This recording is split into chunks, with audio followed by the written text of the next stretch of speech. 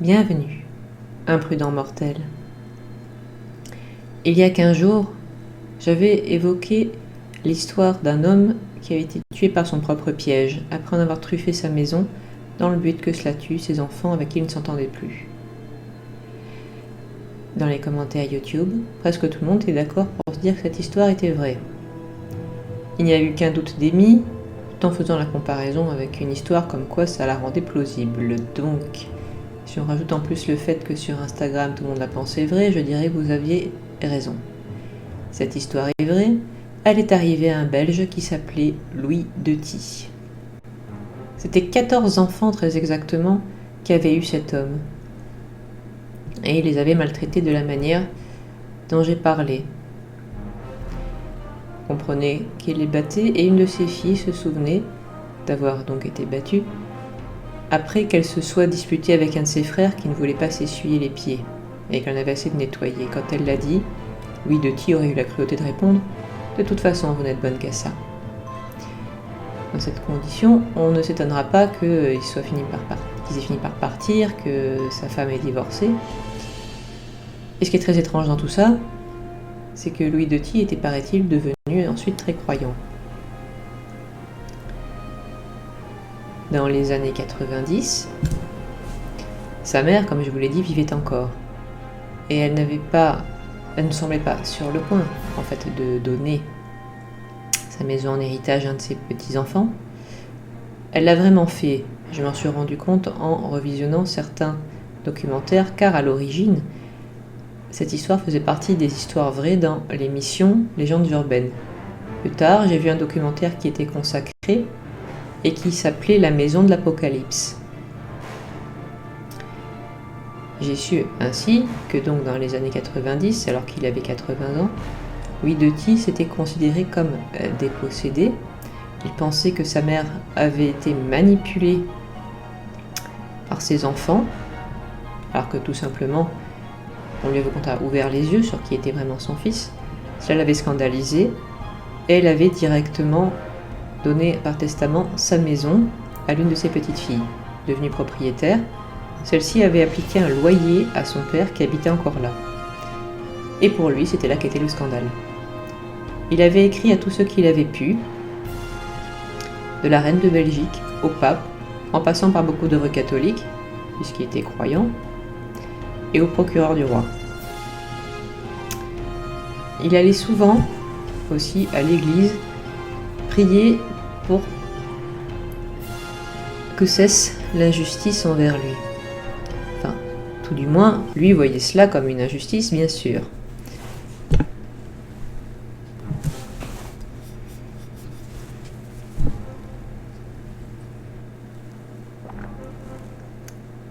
Et puis, évidemment, il a piégé la maison comme je l'avais dit, puisqu'il savait que sa famille viendrait reprendre à la fois la maison mais aussi ses économies après son décès.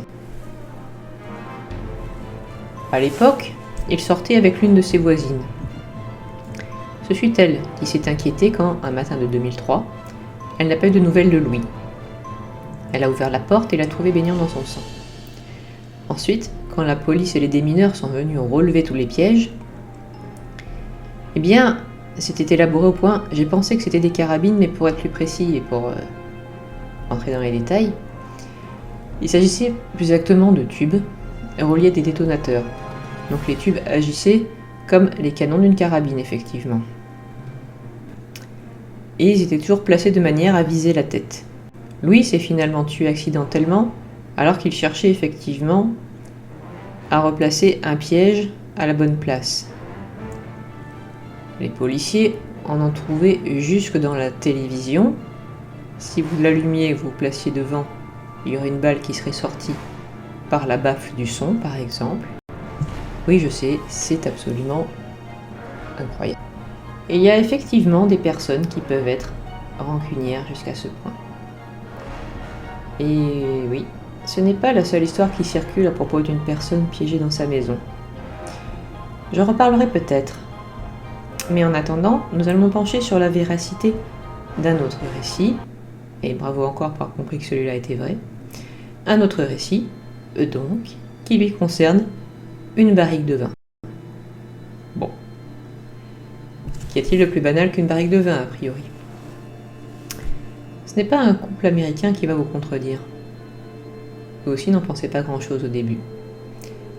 Ce couple, c'était deux restaurateurs, ou plus exactement deux personnes qui avaient décidé de refaire leur vie en ouvrant un restaurant italien. Après avoir quitté leur carrière respective, le couple a appris la cuisine et le marketing et a ouvert un petit restaurant de style trattoria italienne qui était leur grande passion. La cuisine italienne en tout cas, je veux dire. Donc, ils ont acheté la maison où ils comptaient ouvrir ce restaurant et ont exploré la cave.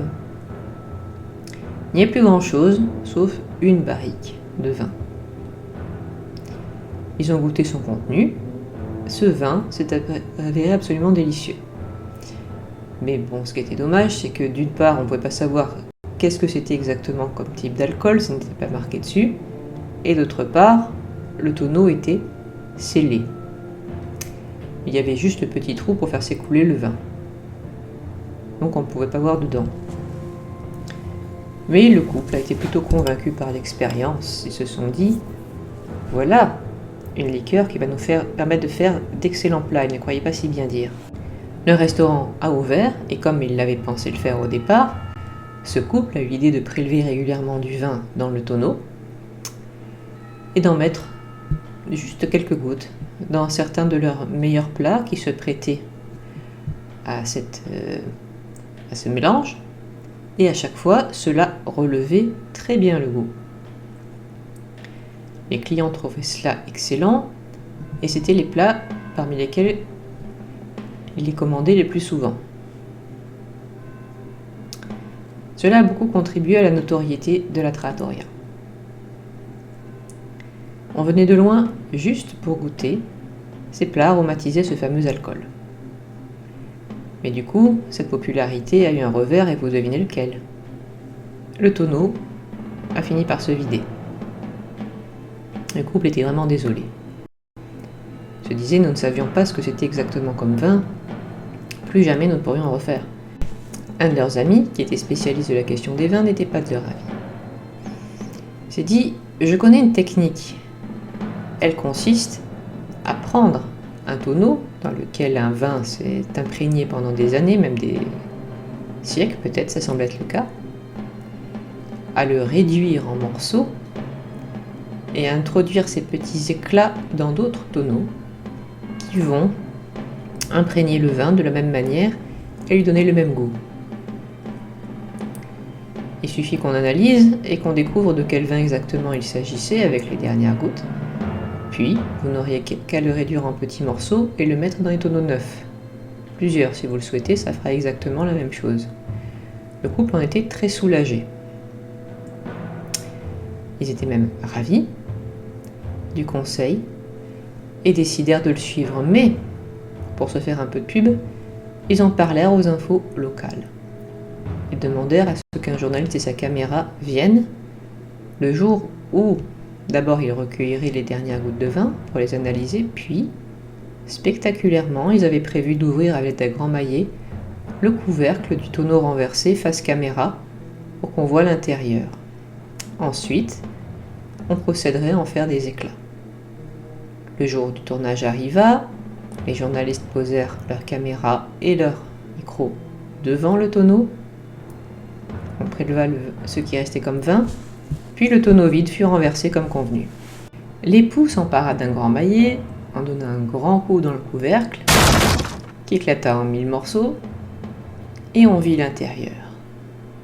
Et là, accrochez-vous, c'était pas tout à fait vide. Il n'y avait plus de vin, non. Mais il y avait quelque chose.